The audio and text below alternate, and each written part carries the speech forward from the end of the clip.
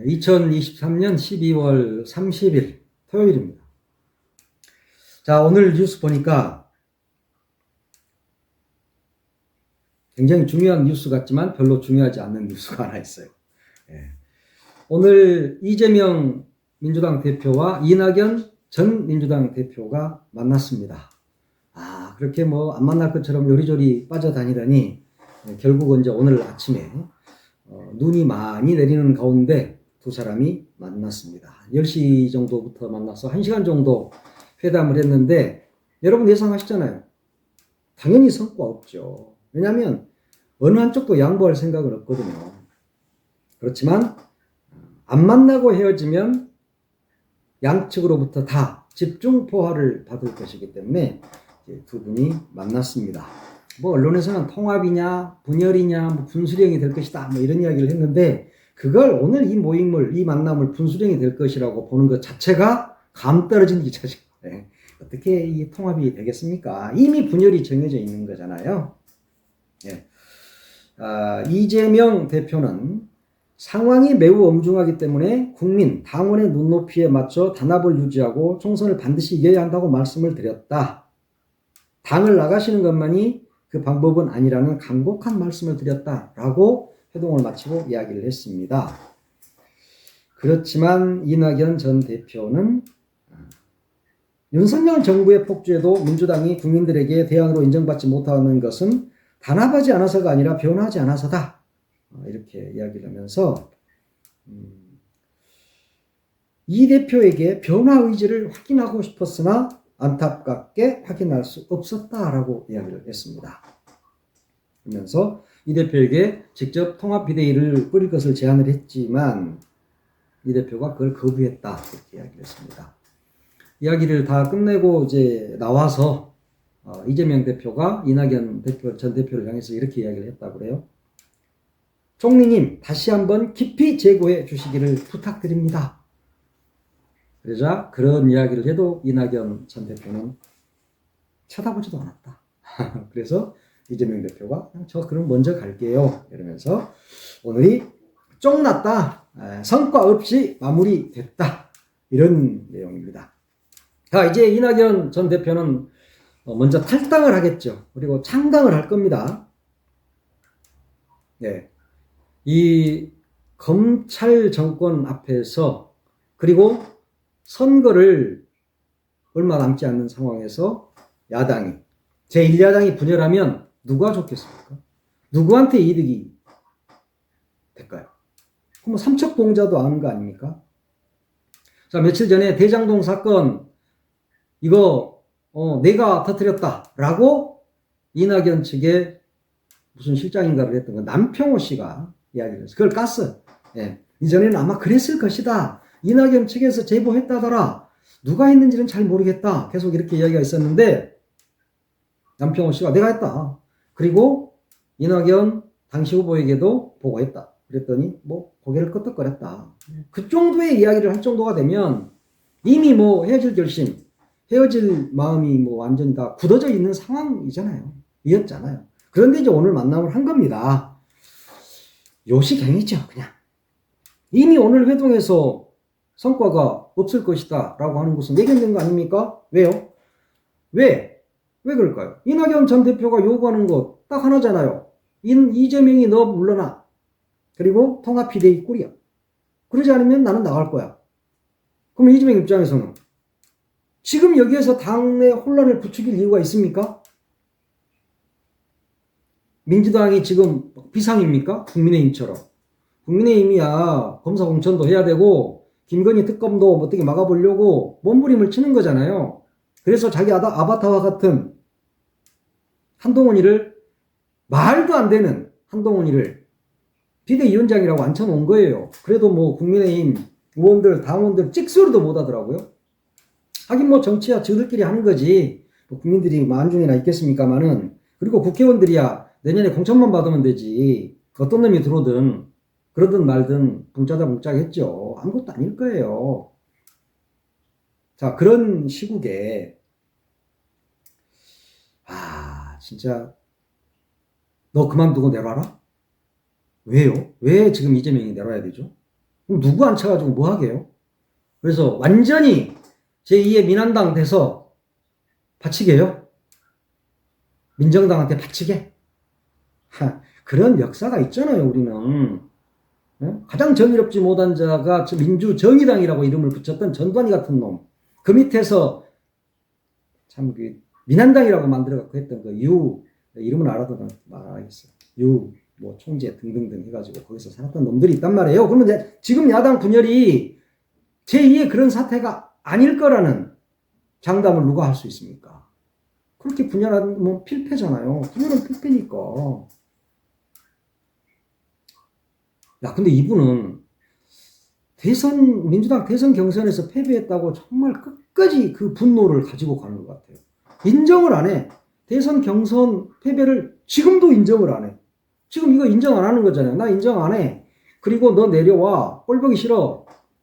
그리고 내가 그냥 다시 창당할 거야. 뭐 이런 거잖아요. 창당을 해야죠. 근데요, 신당 창당이라는 게 그러잖아요. 3가지 조건이 있어야 돼. 조직, 그 다음에 자금, 지역적 기반 있어야 됩니다. 자, 그러면 이분이 조직이 있나요? 그건 모르겠어요. 자기들 여기다 뭐 깊숙이 독립운동 하듯이 만들어 놨는지는 모르겠고. 자금, 예, 그건 역시 돈 많은 사람들이 뭐 줄 수도 있겠죠. 근데 자기가 DJ입니까? 누가 돈 얼마나 줄까? 그러면 또 지역적 기반. 이분 호남이거든요. 근데 이낙연 신당 나온다면 지지하겠습니까? 라는 것은 부울경에서 가장 많이 나온다고 이전에도 제가 말씀드렸죠. 그쪽에는 부추기는 거예요. 그래, 만들어. 빨리 만들어. 그래서 빨리빨리 분열해야지. 네가 바로 분열의 아이콘이야. 너 너무 멋져. 분열해. 라고 지금 부추기는 거거든요. 그런데 이쪽 지역 사람들은, 호남 사람들은 저 양반 지금 뭐 하시는 거야? 저 노역 아니야? 이렇게 이야기하는 분들이 대부분이더라고요. 제가 한평 사는 친구하고 어제 점심 먹으면서 이야기를 해보니까, 야, 영광 사람들이 더 싫어해. 한평은 말이라고 해. 아마 국회의원 나와도 떨어질걸? 그런 이야기를 하더라고요. 그게 민심이에요. 근데 서울에 좋은 집에 앉아서 호남 민심 나를 따를 것이다? 내가 창당하면 따를 것이다? 진짜요? 그렇게 생각하시는 건 아니죠? 그냥 이재명이 한번 흔들어 보는 거잖아요. 그리고 연세 드신 분들, 이석현 전 부의장을 비롯해서 몇 명 따라가신다고 하니까 같이 하면 되겠다, 이런 생각을 하실 거예요. 그런데 지금은 정말 야당이 똘똘 뭉쳐서, 민주 세력이 똘똘 뭉쳐서 윤석열 이 검찰 폭주 정권을 막아내야 한다는 신의 정신이 있습니다. 정말 이 나라를 더 이상 방치해서는 안 된다.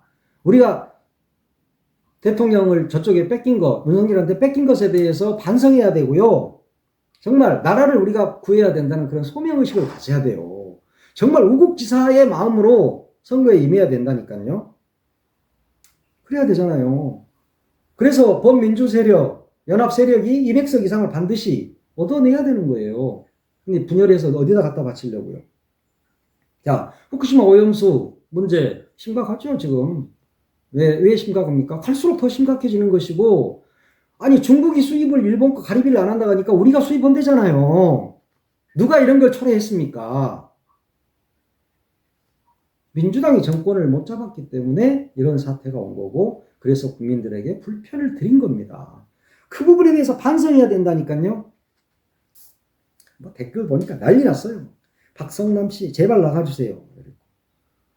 안개꽃, 낙이비치가 무슨 도덕잣대 온도계인가? 실존주의자님이 윤석열한테 정권을 뺏기게 한 자, 그냥 나가세요. 그랬고요. 제이림님이, 지금까지 안 갔냐? 빨리 꺼져라, 그러니까 홍인호님이 응원을 보내주셨어. 이낙연 화이팅! 그랬습니다. 이낙연 화이팅입니다. 짧게 하나 더 볼까요? 검찰총장이 또 경로했답니다. 이놈의 정권은 입만 열면 경로야, 경로. 근데 이 검찰총장 경로, 이것은 우리가 지금 경로 이야기를 하겠지만, 검찰총장이 경로해서 경로가 아니라 이 신문 기자 이놈들이 제목을 그렇게 뽑은다니까요. 물론 기자놈이 뽑은 건 아니겠지. 데스크 놈들이 경로라고 뽑아. 뭔 경로를 합니까? 이원석 검찰총장이 김상민 부장검사, 또 박대범 부장검사급 검사, 뭐 이 사람을 징계하고 자천성 인사를 했다. 그러면서 이 사람들에 대해서 뭐 사표를 내니까 막 경로했다. 그래요. 박대범은 뭐 강주 고검으로 보내고, 김상민은 대전 고검으로 보내고, 지방으로 쫓아냈다. 이런 이야기거든요. 이게 뭐냐면 국정조사에서 나온 이야기였잖아요. 김상민 부장검사가 추석쯤에서 나는 뼛속까지 창원 사람이다. 지역사회에 큰 희망과 목표를 드리는 사람이 되겠다. 이렇게 문자를 막 대량 보냈단 말이에요. 그 문제를 야당에서 제기를 했고, 그 다음에 또 박대범 시청장은 외부 인사와 총선 관련 부적절한 접촉을 했다. 이런 혐의가 또 이제 포착이 됐잖아요. 그러니까 이 사람들이 이제 사표를 낸 거예요. 그러니까 검찰총장이 난 너 사표 수리 안 해줘? 이러면서 막 경로했다고. 무슨 놈 이 나라는 경로공화국이에요? 아, 정말. 대통령이 뭐 신원식이가 뭡니까? 그 독도를 분쟁 영토라고, 분쟁 지역이라고 표시했다고. 그러니까 대통령이 경로했다면서요.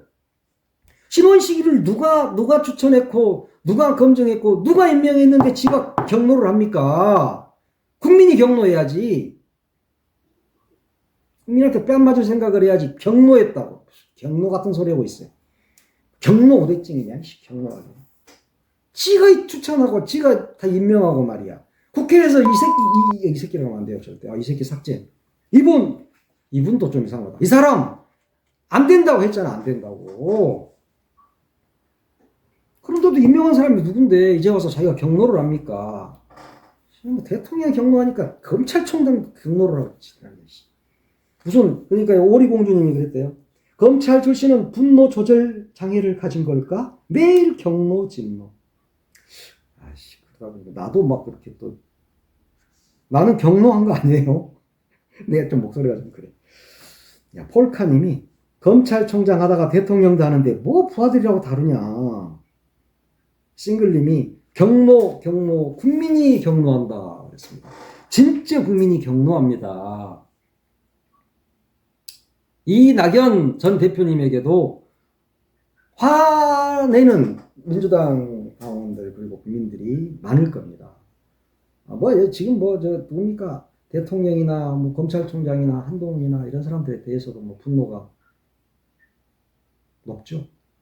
그러니까 지금은 이낙연 대표님, 전 대표님, 신당 차릴 결심을 하셨으니까 잘 차리십시오. 잘 차리시는데 민주진영을 괴멸시키지는 마십시오. 그렇게 되면 정말 큰 죄를 짓는 겁니다. 검찰 정권 2기로 넘겨줄 수도 있습니다. 공부 많이 하셨고 높은 자리에 오래 계셨으니까 지혜로우실 겁니다. 굉장히 높은 식견을 가지셨겠죠. 이 나라를 나 혼자 구한다는 정말 막 의병 정신이 막 나올 거예요. 근데 그게 아니에요. 세상을 잘 읽으셔야 돼요. 세상을 좀 읽고 사십시오. 만나는 사람만 좀 만나지 말고, 뭐 지방 가도, 고향 광주 가도 만나는 사람 몇 명만 만나가지고, 응? 박수 쳐주고 하니까 행복해하고 그러잖아요. 내가 다 들었어요, 나도. 여러 사람 만나라니까요. 네, 그래서 진짜 이야기를 들어보십시오. 쓴소리를. 그래서 말년을 좀 행복하게 사시고, 대한민국 민주화를 위해서 이 민주공화국을 잘 지켜온 분으로 영원히 기억됐으면 좋겠습니다. 근데 많은 분들이 이렇게 인사를 하시더라고요. 안녕히 가십시오. 이렇게요. 네. 안녕히 가십시오.